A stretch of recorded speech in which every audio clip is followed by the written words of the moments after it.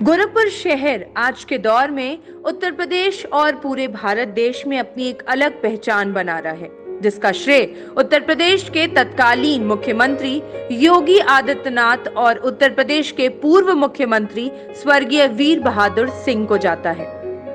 आज जिस प्रकार योगी आदित्यनाथ गोरखपुर को एक आधुनिक शहर बनाने की दिशा में लगातार कार्य कर रहे हैं, ठीक उसी प्रकार स्वर्गीय वीर बहादुर सिंह ने कई सारे सपने गोरखपुर शहर के लिए देखे थे, जिसको पूरा करने की दिशा में कई सारे कदम भी उनके द्वारा उठाए गए थे।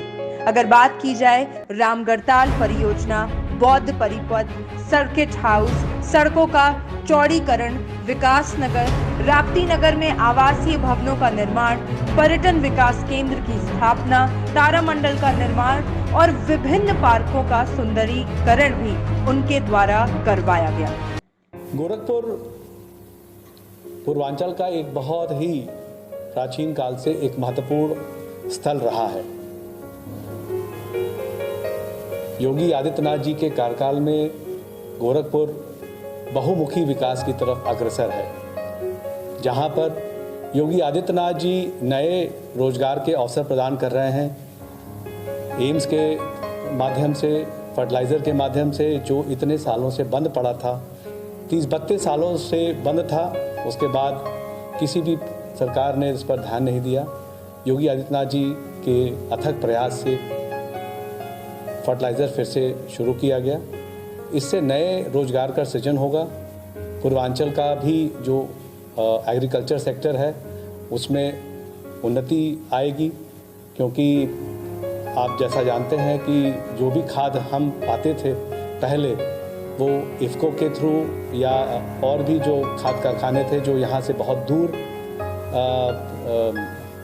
हैं, तो शॉर्टेज का सामना गोरखपुर और उसके आसपास के सटे इलाकों को फेस करना पड़ता था। अब चूंकि हमारा अपना खुद का कारखाना होगा तो एग्रीकल्चर सेक्टर भी उन्नति करेगा। नए रोजगार तो बनेंगे ही बनेंगे, साथ में जो चिकित्सा का क्षेत्र है वो भी अब एम्स के आ जाने से, जो हमेशा हम सुना करते थे कि जो बीमारियां हमारे पूर्वांचल में खासकर एन्सेफेलाइटिस, दिमागी बुखार, इस प्रकार की बीमारियां जो अक्सर हमारे पूर्वांचल में के लोग उससे ग्रसित होते थे, एम्स के आ जाने से नए अनुसंधान होंगे इन बीमारियों के लिए, नए इलाज के नए संसाधन इकट्ठे किए जाएंगे, उन पर प्रयोग होंगे और चिकित्सा सुविधा इससे बहुत बेहतर होगी। गोरखपुर को पर्यटन स्थल के रूप में विकसित करने की पहल स्वर्गीय वीर बहादुर सिंह के कार्यकाल में की गई और आज ठीक उसी प्रकार से योगी आदित्यनाथ भी गोरखपुर को पर्यटन स्थल के रूप में गोरखपुर की रूपरेखा बदल रहे हैं। स्वर्गीय वीर बहादुर सिंह जी हमेशा चाहते थे कि गोरखपुर जो है पूर्वांचल की राजधानी बने।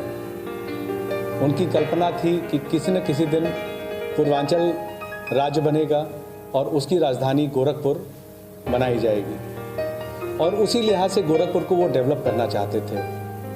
वो चाहते थे यहाँ पर पर्यटक स्थल आए, उसको पर्यटक स्थल को यहाँ पे जो तमाम हमारे जो गोरखपुर की प्राचीन स्थल हैं उनको डेवलप किया जाए, हमारे रामगढ़ताल को डेवलप किया जाए, यहाँ पर गोल्फ कोर्स बनाया जाए ताकि विदेशी पर्यटक यहाँ जब आएँ तो वो गोल्फ एक बहुत बड़ा, जैसे जापान से लोग दूसरे देश में जाते हैं गोल्फ खेलने, तो एक बड़े गोल्फ कोर्स की उन्होंने कल्पना की थी। फिर यहाँ पर तमाम जापानीज़ गार्डन बनने थे, चाइनीज़ गार्डन बनना था, 5 सितारे होटल आने थे। तो इसी सब सोच के साथ योगी आदित्यनाथ जी ने इस काम को आगे बढ़ाया है। अब आप आज देखिए कि रामगढ़ताल को कितना उन्होंने विकसित कर दिया, उसका सौंदर्यीकरण कर दिया। आज आप रोज़ जाते हैं, वहाँ लाइट एंड साउंड शो देखते हैं। अब आप रास्ते में आप देखेंगे कि कितने 5 सितारे होटल आ रहे हैं, नए नए पार्क बन रहे हैं। तो कुल मिला के पर्यटन के हिसाब से गोरखपुर को योगी आदित्यनाथ जी भी वही सोच रखते हैं जिस तरह से हमारे पिताजी रखते थे कि गोरखपुर को पर्यटन के दृष्टिकोण से इसको डेवलप किया जाए और इसको एक नया रूप भी दिया जाए। पूर्व मुख्यमंत्री स्वर्गीय वीर बहादुर सिंह का संबंध उस वक्त गोरखनाथ मंदिर और महंत अवैधनाथ से बहुत ही करीबी और मजबूत माना जाता था, जबकि स्वर्गीय वीर बहादुर कांग्रेस पार्टी से प्रदेश के मुख्यमंत्री थे। उनके जो संबंध थे, उनके जो रिलेशंस थे, वो आध्यात्मिक थे और अध्यात्म के दृष्टिकोण से बड़े महाराज जी, स्वर्गीय अवैधनाथ जी और हमारे पिताजी के संबंध बहुत प्रगाढ़ थे। और दोनों के की जो सोच थी अयोध्या राम मंदिर, रामलला के मंदिर को लेके, वो एक समान थी। आज आप देखिए कि मंदिर अपना एक स्वरूप ले रहा है। उनकी कल्पना, उनका सपना आज हमारे पिताजी की भी पूरी हो रही है और अवैधनाथ जी भी उनकी भी जो सोच थी आज योगी आदित्यनाथ जी के माध्यम से वो स्वरूप ले रही है। वीर बहादुर सिंह के निधन के बाद गोरखपुर शहर की शुरू हुई परियोजनाओं पर एक ग्रहण सा लग गया था और काफी हद तक अब तत्कालीन योगी सरकार में इन कार्यों को पूरा करवाया जा रहा है।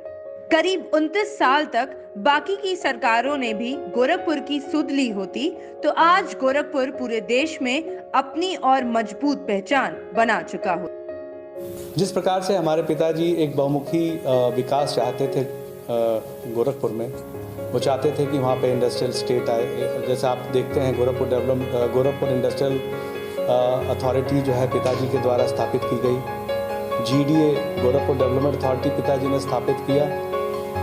तो वो चाहते थे कि हर दृष्टिकोण से गोरखपुर का विकास हो और उसी क्रम में हमारे पूजनीय महाराज योगी आदित्यनाथ जी अपना पूरा सफल प्रयास जो हम देख रहे हैं जारी है और उनका जो कल्पना थी पिताजी की आज वो भी स्वरूप ले रही है और योगी आदित्यनाथ जी इसको आगे भी ले जा रहे हैं। उत्तर प्रदेश में चुनाव हो रहे हैं और 3 मार्च को गोरखपुर सदर के भी चुनाव होंगे और आप सभी को जानकारी है कि योगी आदित्यनाथ जी यहाँ से अब की बारी चुनाव लड़ रहे हैं। मेरी गोरखपुर की जनता से हाथ जोड़ के निवेदन है कि अपने भविष्य के लिए, अपने गोरखपुर के लिए महाराज जी के पक्ष में वोट डालें। ये तो निश्चित है कि महाराज जी चुनाव जीत रहे हैं, लेकिन मैं चाहता हूं और निवेदन भी करता हूं कि आप सब ये एक एग्जाम्पल सेट करें कि यहाँ से गोरखपुर से महाराज जी सर्वाधिक मतों से जीतकर उत्तर प्रदेश की असेंबली में जाएं और वो गर्व से इस बात को कहें कि मैं देखिए गोरखपुर से जीत के आया हूँ और पूरे भारतवर्ष में सर्वाधिक मतों से जीत के आया हूँ और एक रिकॉर्ड मतों से उनको जिताइए। मुझे गोरखपुर की जनता से उम्मीद ही नहीं बल्कि मुझे विश्वास है कि जनता इस पे खरी उतरेगी और महाराज जी के हाथों को और मजबूत करेगी। इन्हीं शब्दों के साथ मैं अपनी वाणी को विराम देता हूँ।